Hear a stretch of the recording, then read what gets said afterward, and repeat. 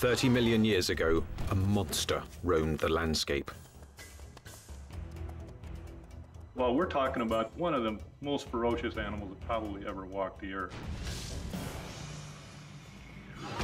This was the biggest beast to live in North America since the dinosaurs. Look at the size of that skull. Look at all those teeth in there. There is no animal like this anywhere. See, if this thing's biting over the front. But this creature's true character has baffled the world's best paleontologists. It might look like a pig, but it's more vicious than a grizzly bear. One thing is for sure, this beast was so frightening, some call it the pig from hell.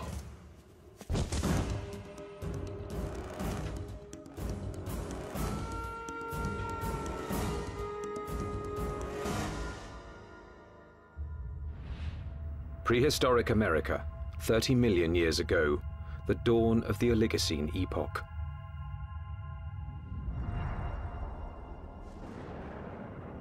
The Earth was cooling, and as temperatures dropped, the landscape began to change. In what would someday be Nebraska, Wyoming, and South Dakota, tropical forests gave way to a radically different environment. As forests disappeared, animals had to adapt to a dangerous new world of wide open spaces with nowhere to hide. A world where there was only one way to survive: run for your life. Camels become adapted for open country, horses become adapted for open country, and you have to be able to escape your predators by being fast runners. As prey animals became harder to catch, predators also had to change. In this arms race, it took speed and jaw power to stave off starvation. There were nimravids, cat-like creatures with saber teeth, which could kill with one quick bite. And the fearsome hyenodon with its lethal jaws.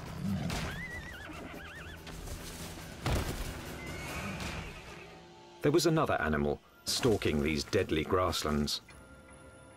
Scientists call it the entelodont.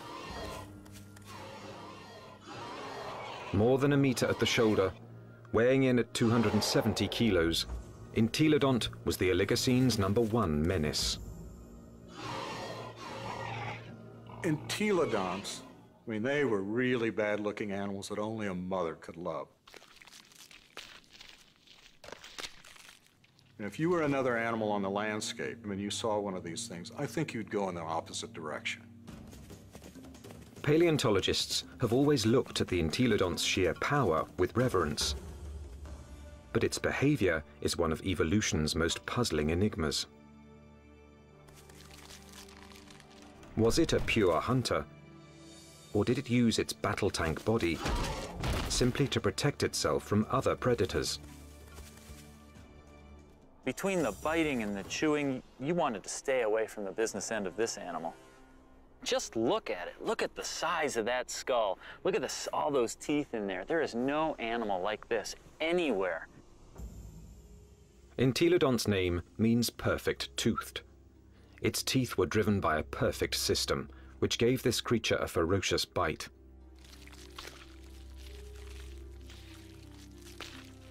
Its jaw power came from two massive cheekbones that leveraged the muscles and supercharged them, driving the deadliest jaws of its time. Jaws that could open 90 degrees and could clamp down harder than a hippo's or a crocodile's. This beast was bioengineered to bite. But what it was eating and why remains a mystery. Entelodonts have no modern relatives, no modern close relatives. So it makes it a challenge for a paleontologist to figure out how they made their living. What would an animal with such an enormous flange on its face, such enormous teeth, be eating? What was it doing? Entelodont fossils first caught the attention of scientists in the 1850s. They decided it was a bear-like creature. But then grooves in the teeth suggested that entelodonts were digging for plant roots, meaning that they literally ate like pigs. Today, scientific analysis has confirmed that the entelodont's closest living relative is the pig. But while this creature has some pig-like features, scientists have struggled to place it in any one category. In many ways, they're analogous to pigs, but they're also analogous to bears. They're also analogous to hyenas. Nobody's thought about these animals before. And there's no animal alive today that is a direct comparison to entelodonts. The lifestyle of entelodonts has provided paleontologists with difficult questions. A new generation of scientists is looking at the entelodont to determine why this plant-eating animal had teeth like a carnivore. Entelodont jaws held 4 different kinds of teeth: canines, incisors, premolars, and molars at the back. The back molars were ideal for grinding vegetation, but it's hard to imagine that the entelodonts would have needed such lethal canines and incisors just to grab plants. Then, in 1993, a discovery suggested that entelodonts were chewing on much more than plant roots. We've got a set of vertebrae here. You can see the neural spines are evident. For over 15 years, this quarry site in the Badlands of South Dakota provided paleontologists with a multitude of fossils from the animals that shared entelodont's world. There it is. First time out in 33 million years, huh? 30 million years ago, this place was a watering hole crowded with rhinos, camels, and early horses.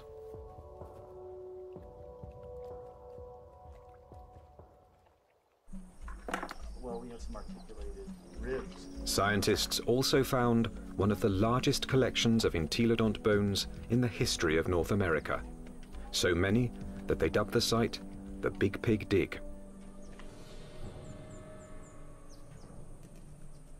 Fossil hunters also found the prehistoric equivalent of fingerprints.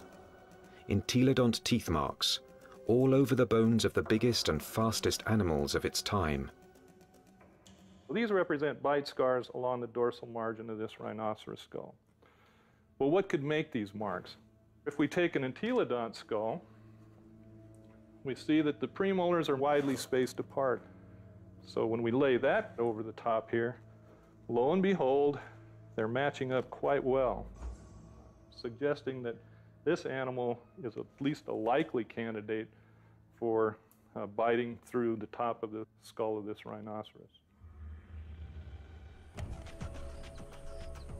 The dig presented key evidence that entelodonts didn't just eat plants, suggesting that they were less like modern pigs and more like fearsome prehistoric predators.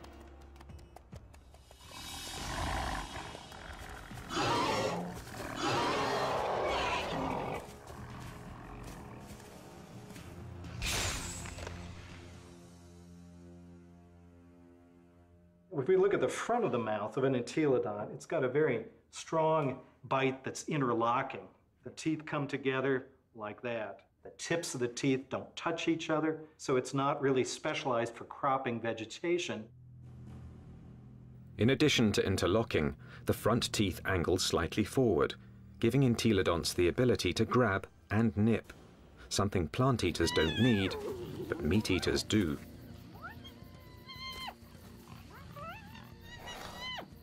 The incisors and the canines have been perfectly capable of tearing a bite out of a carcass. But dentition isn't the only reason paleontologists believe the entelodont was a dedicated carnivore. Under Wyoming's rugged terrain, scientists are finding more and more bones bearing the signature of entelodont's powerful jaws.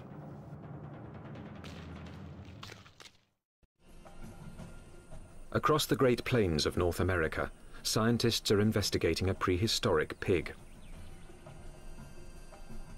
Entelodont has the teeth and jaws of a fierce predator, but its long, thin legs and cloven hooves suggest it might not be a very good hunter, because it couldn't use them to grab prey. Who was this beast, nicknamed the Pig from Hell?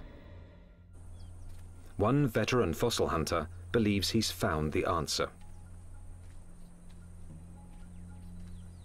I look at him as an attack predator, that he was top-of-the-line predator, just like the lion is today in Africa, and just like T-Rex was in the late Cretaceous. Paleontologist Kent Sundell has great respect for this creature's power to kill. At Wyoming's White River Formation, he's found what he thinks is ultimate proof of its hunting prowess. 25 million years ago, this was a flat plain near a river where horses, camels and rhinos gathered to drink.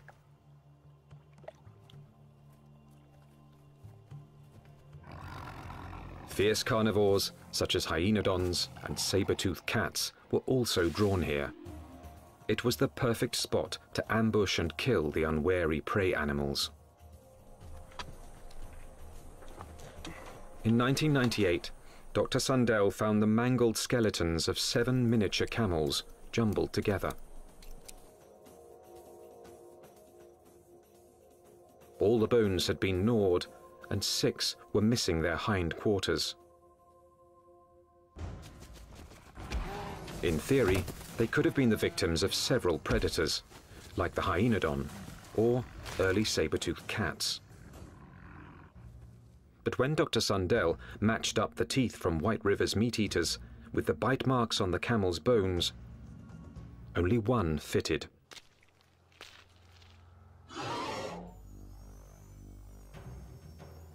Bite marks alone don't prove these camels were killed by an entelodont, but where the bite marks are might be a clue. On the camels, I showed they were bitten in the back of the skull and at the top of the neck. He gets next to that prey and he tries to get a punctured wound through the cranium. Dr. Sundell believes this is the mark of a true predator, which kills before it eats. And hundreds of miles away, in Ohio, there's more evidence that entelodonts could have hunted. Evidence from a scientific journey no one's ever taken before.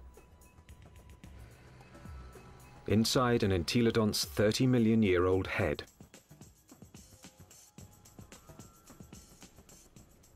At Ohio University, anatomist Larry Whitmer uses a CT scan to electronically model the brain surfaces of prehistoric animals.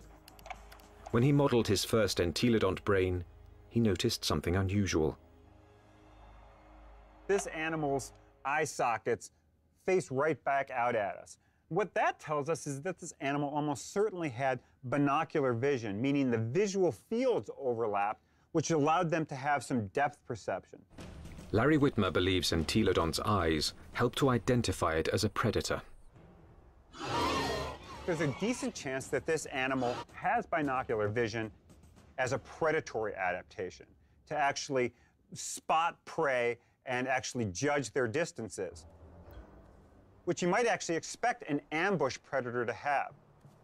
So it could actually jump at the right speed and the right distance in order to capture its prey.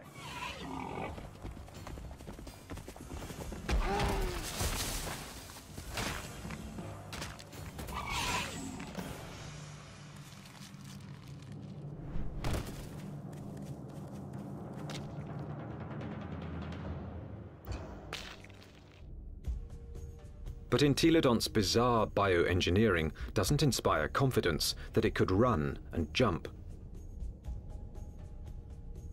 Its body bones are light compared with its massive skull. But in fact, entelodonts easily carried their enormous heads, without tipping over, using powerful packs of muscle bulging from the top of the spine to the legs, and from the back of the head to the tail. The animal's head was cantilevered out in front of its body with these ligaments that ran from these spines down to the skull. It had full muscle all along either side here, and it had muscles coming from the sternum up to the jaw down here. Massive muscles carried its oversized head.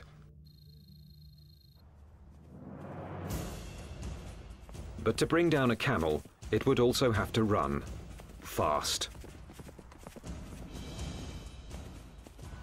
And that's when the entelodont's agile, lightweight body may have paid off. There's just one problem. When a predator catches its prey, it relies on its claws to grab it and bring it down.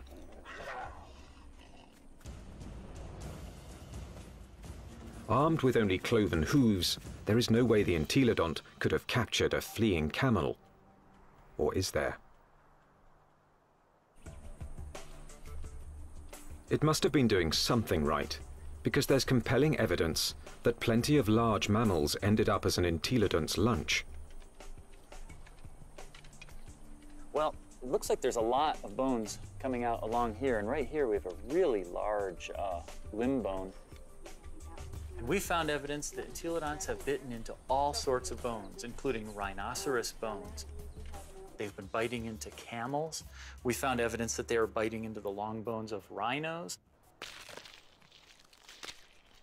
Well, the bite marks that we see are these two. This would be... Kent Sundell believes White River's camel skulls reveal how a cloven-hooved predator captured its prey. He runs up, he gets next to that other prey, and he tries to get a punctured wound through the cranium or into the very back of the neck. And then the long snouts that I move around. Entelodont expert Scott Foss disagrees with Kent Sundell's scenario. I can get close enough to. I doubt an entelodont used its teeth in order to capture other prey. It probably used its larger bulk and ability to accelerate to just run into the animal, knock it over.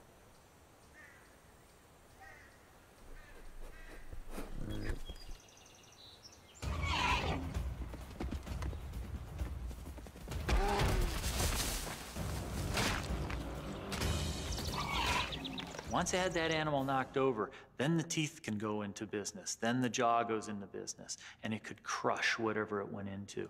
And it probably bit the animal right there in the head.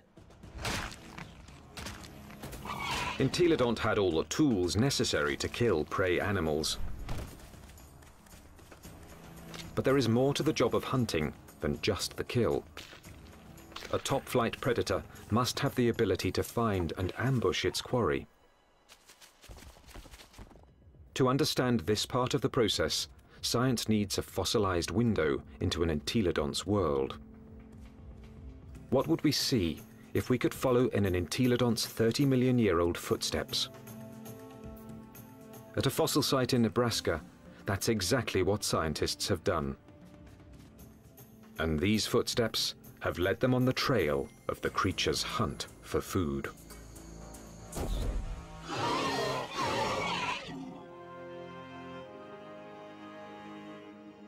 Northwest Nebraska, home to Toadstool Geologic Park, one of America's more remote tourist destinations, and a treasure trove for anyone fascinated by life's ancient past.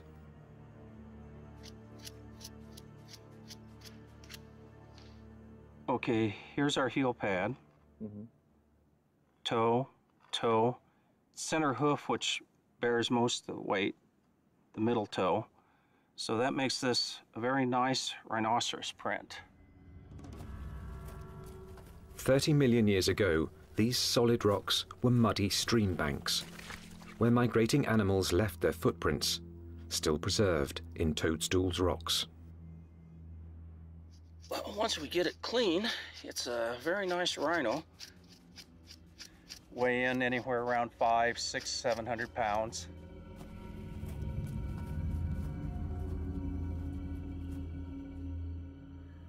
Dave Nixon has spent over 25 years analyzing the fossilized animal tracks of Toadstool Park. So on the first slabs over there.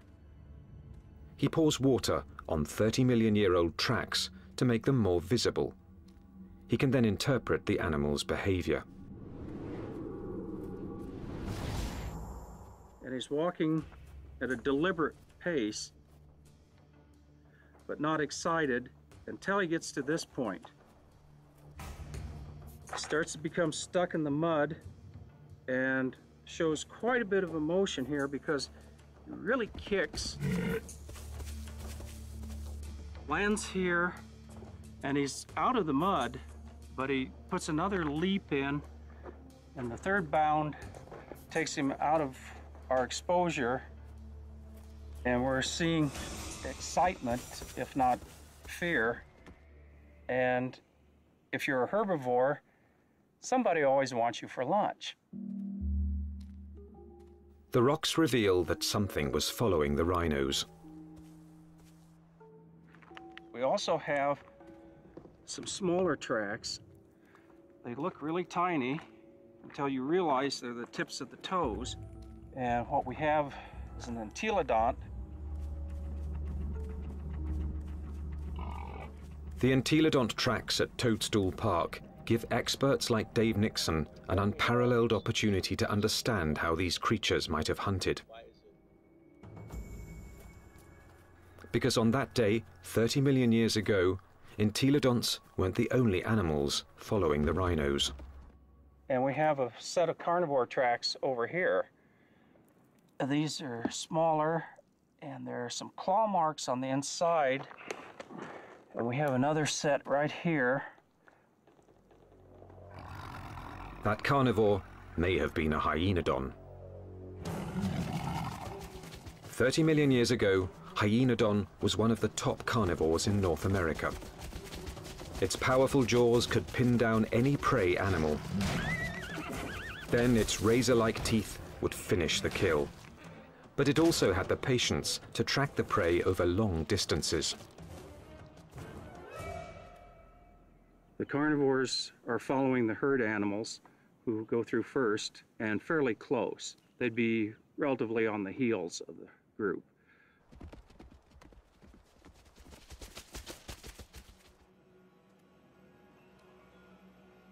Mysteriously, the tracks also reveal that the entelodonts were letting the competition get closer to the prey.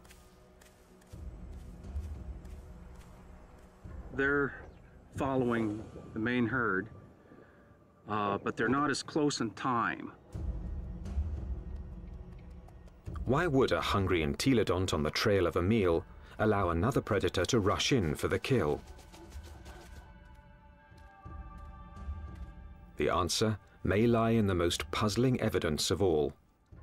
What's interesting, the rhinos are going that way, and the entelodonts are running at about a 45-degree angle to the rhino trail. Zigzagging seems a strange path to take if the hyenodon was closing in on the prey. But some experts believe entelodonts might have had a very good reason to zigzag. A reason revealed by a CAT scan. When anatomist Larry Whitmer modeled the surface of an entelodont's brain, one exceptionally large nerve cluster got his attention. The size of these things right here. And what these are nerves that are actually bringing sensory information in from the snout.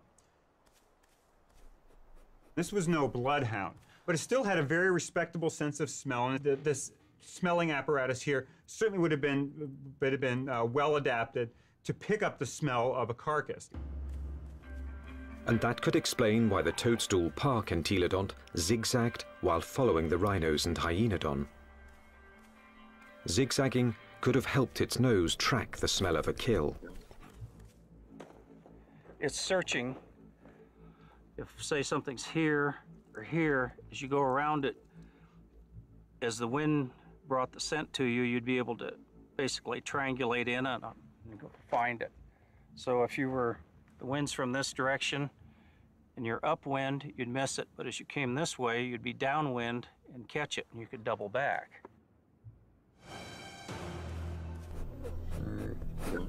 It puts its nose up in the wind, it catches the scent, and then it's going to start zigzagging along, walking from one side of the riverbank to the other till it picks up a smell, and then it'll start zeroing in on it. And by moving from side to side, it's able to pick up changes in that smell and zero in which direction it wants to go. How do we know this behavior? Because animals with good smell do that today. Modern predator behavior could provide crucial clues as to how the entelodont lived.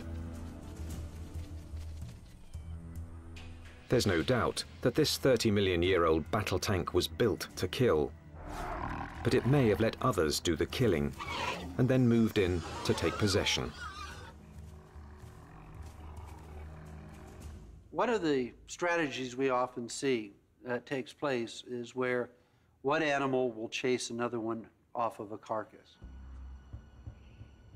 We see this at Yellowstone National Park, where wolves will bring down an elk and a grizzly bear will chase off the wolves because it's bigger, it's nastier.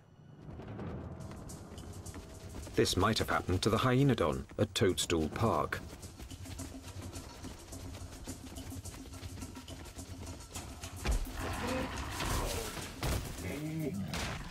The hyenodon has run down and killed an exhausted rhino and is feasting on the carcass until the pig crashes the party. The razor-jawed beast goes from fearsome predator to underdog. The hyenodon might get in a few blows, but the entelodont's bulk would overpower its rival.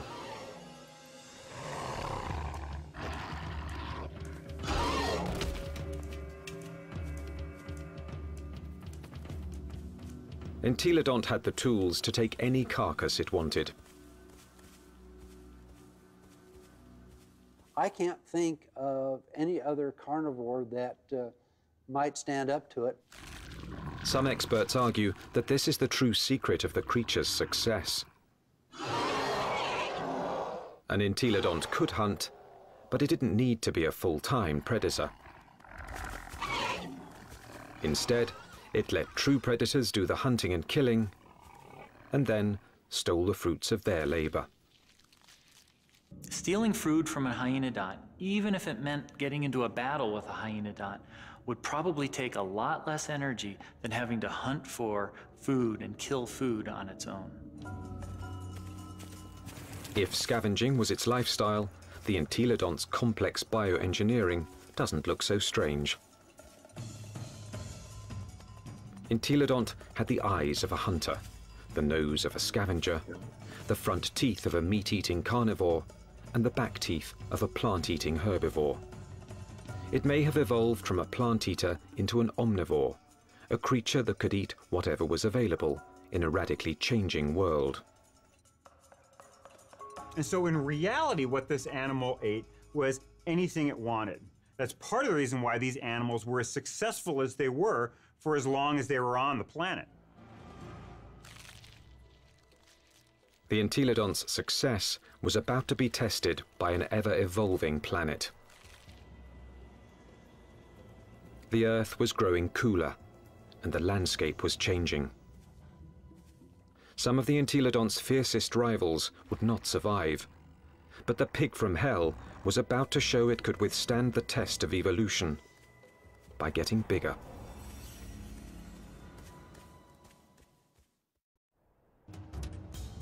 "25 million years ago, entelodont reigned supreme.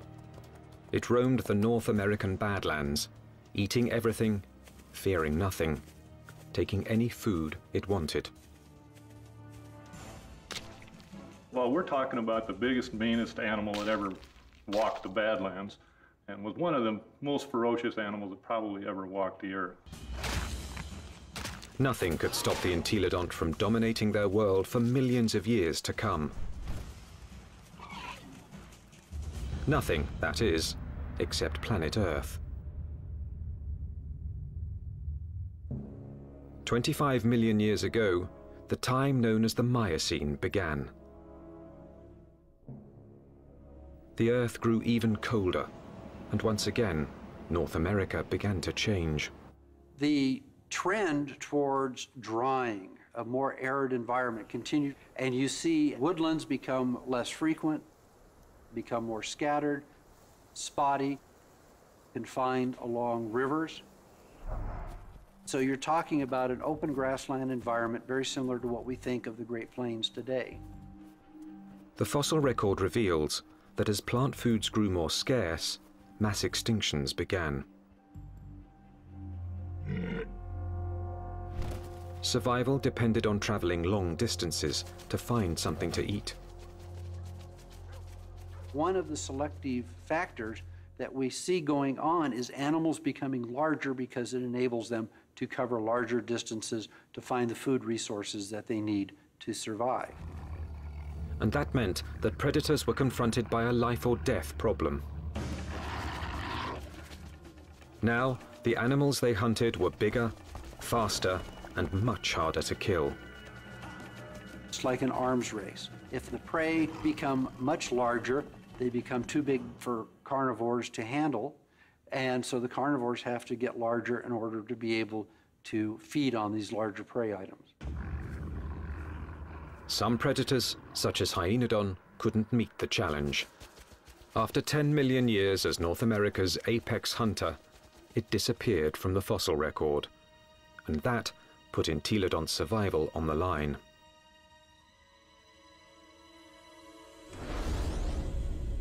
When the predator is gone, the scavenger is now in danger. The scavenger now needs to adjust its lifestyle.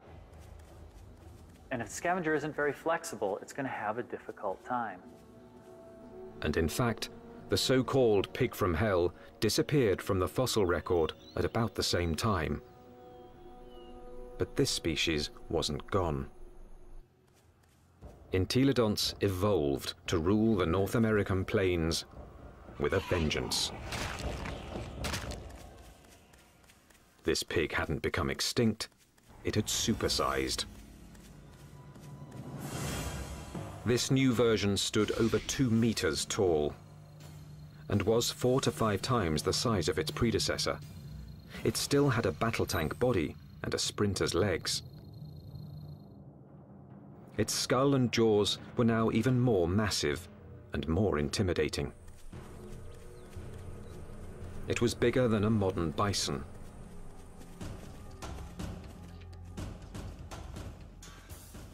The experts call it Dinohyus, a name meaning terrible hog.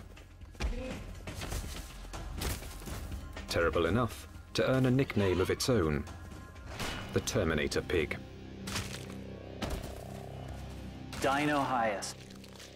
This is the monster of monsters. This is the beast of beasts. The skull alone is almost 1 meter long. This thing could bite through anything. The canines are this big around. They're just an enormous animal. And what is it doing? The answer lies at Agate Springs, Nebraska, one of the few places in North America where Dinohyus fossils are found.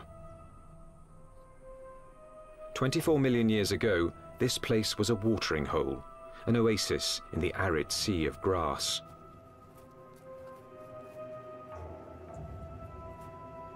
Hundreds of animals, many of them rhinos, gathered here to drink. And as the drier, colder planet killed off their food supply, they came here to die, making Agate Springs a paradise for predators and a favorite haunt of the Terminator pig.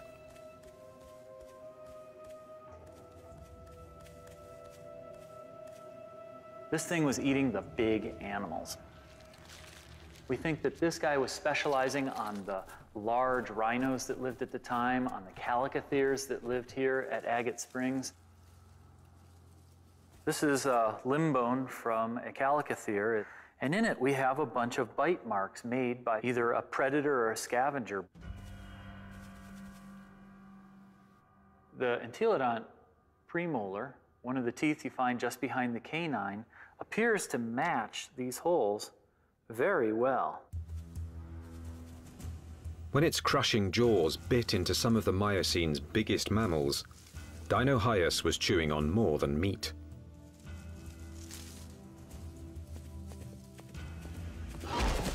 But the important part of this bone is this end here, where it's been broken off. The animal bit through the bone, sheared it off, and then had access to the nutritious marrow that was inside. Bone marrow is one of the most nutritious foods an animal can eat. And in times of mass extinction, it would have been a prime source of nutrition. As the Miocene climate change killed off thousands, a diet from scavenged bone marrow may have allowed the Terminator pig to thrive. The long bones contain marrow which is good for several years after an animal dies, so think of it as canned fat that would be available during a drought. So the pigs could still find food after a massive die-off, even if they're looking at mostly skeletons. The Terminator pig was the pinnacle of entelodonts evolution. This beast had supersized to survive the Miocene's challenge. And it very nearly succeeded, but not quite. Because in this new world, survival would ultimately depend on a skill set even the Terminator pig didn't possess. 20 million years ago, a new monster predator arrived in North America. The bear dog.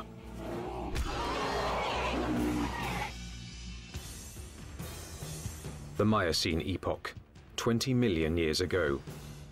In what's now northwest Nebraska, Dinohyus, aka the Terminator pig, is settling down to eat. The chances are good that its meal will be interrupted.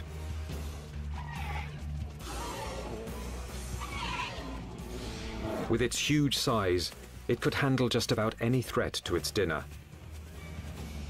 Except a threat it had never seen before: the bear dog. A recent arrival from Asia, this savage, bone-crushing beast wouldn't back down from any fight.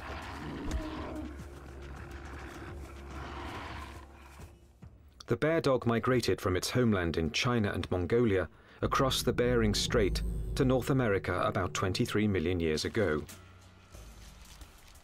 Just about the time that North America's top predator, the hyenodon, suddenly disappeared.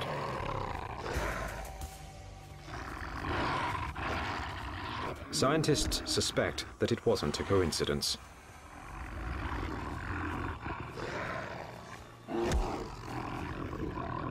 They certainly were probably much better predators in lots of ways compared to hyenodon.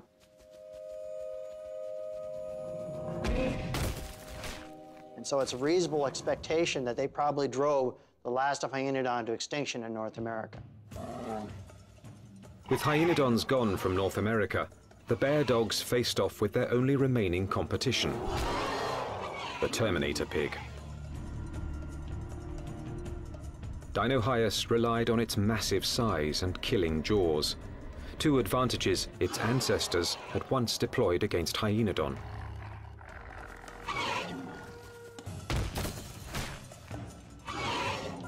But the bear dogs counterattacked with new evolutionary weapons.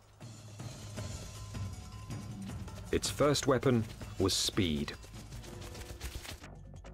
With its heavily muscled, top-heavy body, Dinohyus could be a fast runner in short bursts. But on the vast, open plains, the bear dog's bioengineering was perfectly suited for long-distance pursuit of prey that was becoming much harder to catch. When you look at the skeleton of this animal, it's a much more sophisticated, much faster running animal. We see longer legs in the horses, longer legs in the camels. So if it came to running down prey items, this animal would have had an advantage. Its next weapon was its teeth. Entelodonts ate well because their jaws and teeth could tear flesh and crush bone to extract its highly nutritious marrow. But bear dogs could do these things just as well. In fact, even better.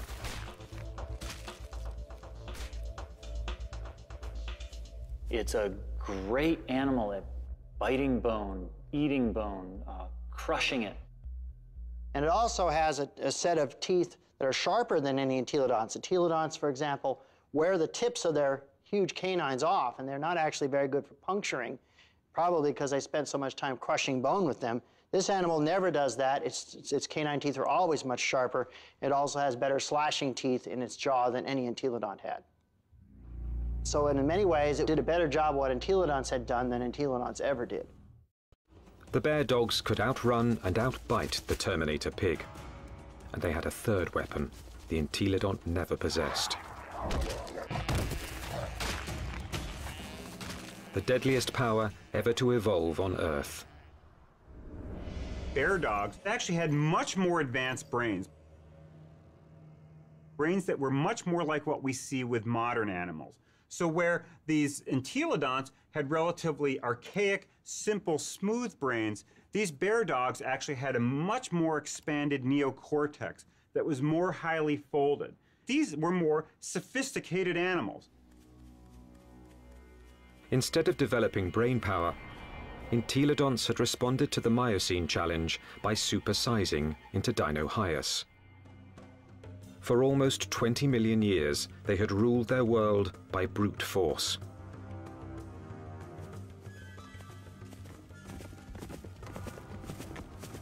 But no more. From now on, brains, not brawn, would decide who won and who lost nature's battle to survive. The mammalian world was fully caught up in this neural arms race. That arms race was starting to take place, and these entelodonts apparently weren't taking part in that. That may have actually put these animals at something of a disadvantage. This was an animal that almost certainly was driven mostly by instinct, with fairly predictable, stereotyped responses. This was not a clever animal. In combat, Dinohyus would have been bigger and stronger, but brain power could have given bear dogs the decisive advantage. Today, intelligent predators like wolves make up for their smaller size by hunting in packs to execute a creative plan of attack. Bear dogs might have followed the same strategy against Dinohyus. It's very difficult for Dinohyus to compete with the bear dogs. With a pack of bear dogs, even a large Dinohyus would have a difficult time chasing them away from a kill. These smaller, less powerful, but more clever animals potentially were able to actually steal kills away from Dinohyus.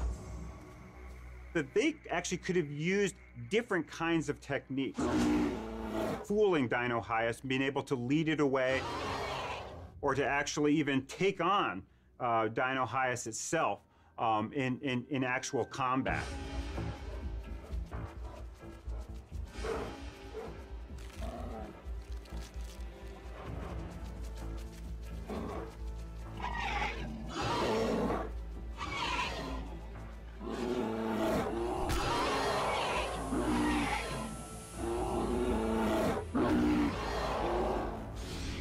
And so this is a more advanced animal in terms of its teeth, in terms of its speed, in terms of its overall body size, and especially in terms of its intelligence. This thing has a much larger brain for its body size than does any entelodont.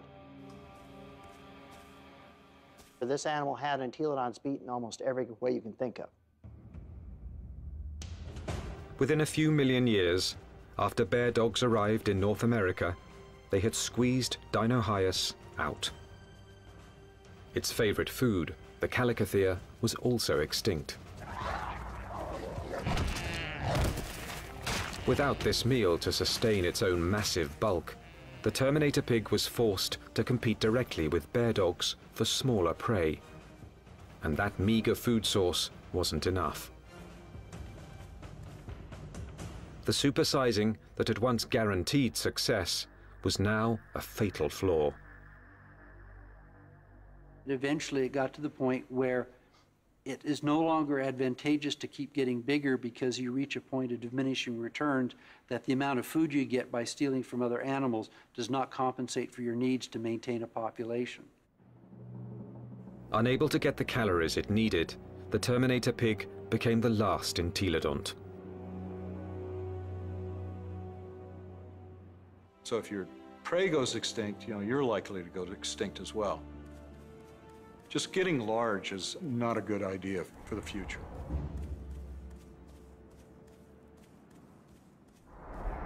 Despite its rapid demise, entelodont was an evolutionary success. It dominated its environment for nearly 20 million years. It had the ability and intelligence to either hunt, scavenge, or forage, allowing it to survive on any available food source. This behavior is now the norm for more modern omnivores, like bears and humans. And some think a bit of entelodont's predatory instinct still lives on. When I was a kid growing up on a farm, I was always told, don't fall down the pig pen, they'll eat you. But the entelodont's living legacy isn't what fascinates the experts. Science is unraveling its secrets. Nothing else quite like it has ever walked the earth.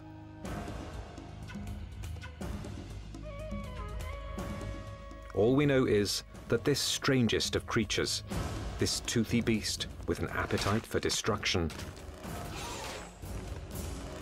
dominated its brutal, dangerous world for tens of millions of years.